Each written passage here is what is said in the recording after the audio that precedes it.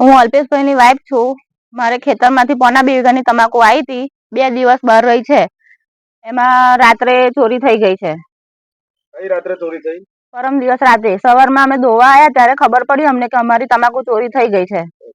તો પછી શું કર્યું તમે? એના કોઈ પગલા લીધા કાયદેસરના? હા, અમે પોલીસ ફરિયાદ કરી છે.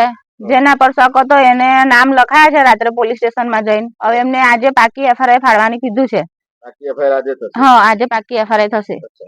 ચોર ક્યાંથી આવ્યા હતા, કેવી રીતે આવેલા, એવું કોઈ તમને ખ્યાલ આવ્યો ખેતરમાં આવીને? અમે તપાસ કરી, જ્યાં તમાકુ વેરેલી હતી તમાકુ પગલે ગયા તો તારની વાળ કાપીને ખેતરેથી આવ્યા છે.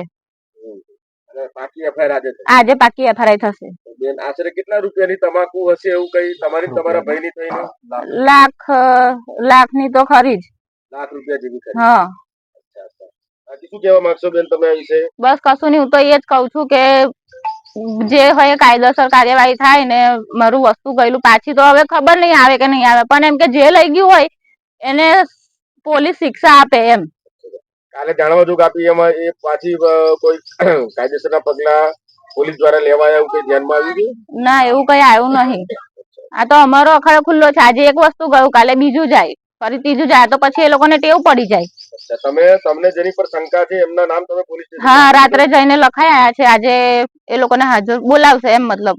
તો બેન, આવી રીતે રાત્રે આટલી બધી તમાકુ પોટલા લઈ ગયા તો શું નાઇટ પેટ્રોલિંગ પોલીસ નું થતું નથી આ રોડ ઉપર?